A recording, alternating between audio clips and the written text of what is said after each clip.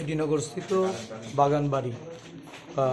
উনি কুলদীপ বাহাদুর, উনি আমাদের দলীয় সমর্থক। ওনার ভাই গোবিন্দ বাহাদুর আমাদের কংগ্রেস দলের নেতা এবং কংগ্রেসের দীর্ঘদিনের পুরনো উনি অ্যাক্টিভিস্ট। ওনার বাড়িতে গতকালকে রাত্রিবেলা কাউন্সিলর অলোক রায়ের নেতৃত্বে এখানে আক্রমণ সংঘটিত হয়। এই ঘটনার সূত্রপাত হয় গত সোমবারে। ওনার ছোট ছেলেকে রাস্তায় মারধর করার পরিপ্রেক্ষিতে উনি মামলা করেন এডিনগর থানায়। এডিনগর থানায় মামলা হওয়ার পরিপ্রেক্ষিতে এই মামলা তুলে নেওয়ার জন্য অলোকবাবুর নেতৃত্বে কিছু লোক এসে গতকালকে দুপুরে চাপ সৃষ্টি করে উনি মাথা নত করেননি, উনি মামলা প্রত্যাহার করেননি। প্রত্যাহার না করার পরিপ্রেক্ষিতে রাত্রেবেলা ওনার বাড়িতে আক্রমণ হয়, ভাঙচুর করে এবং এখান থেকে ওনাকে উৎখাত করার হুমকি দেওয়া হয়েছে।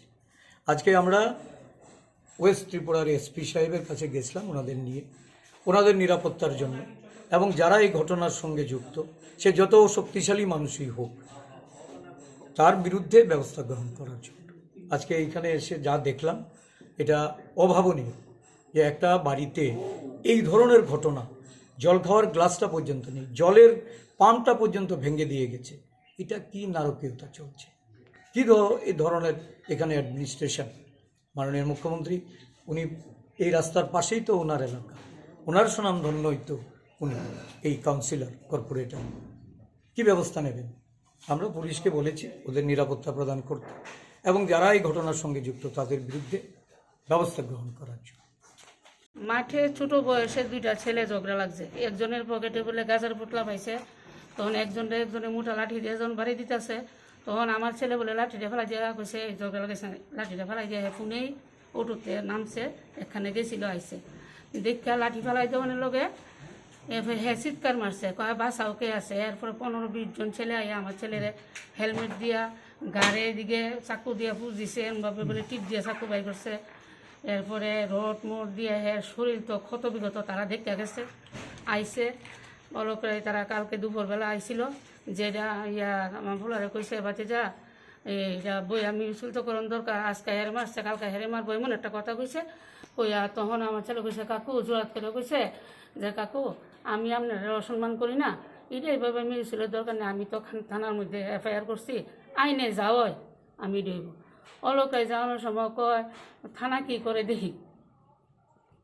হ্যাঁ, এরপর রাত 10টার সময় আমার বাড়ির ডুইকা এই অবস্থা ভাঙচুর এটি করছে।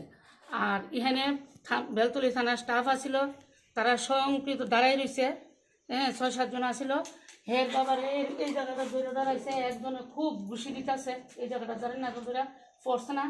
এরপরে একজন পুলিশে এইভাবে আগুচ্ছা কোনো রকম এদিকে নিচ্ছে, আমারে একজন টুস্টার একজন পুলিশ অফিসার আসতো, এইভাবে আগ দিয়ে আগুচ্ছা রাখছে, রাইকা কইছে আপনারা সইরা জানগা জঙ্গলে জানগা, কইয়া আমার পিছনে নিয়ে আমরা দিয়ে আইছে, আমরা এই জঙ্গল সারা রাখতে বই।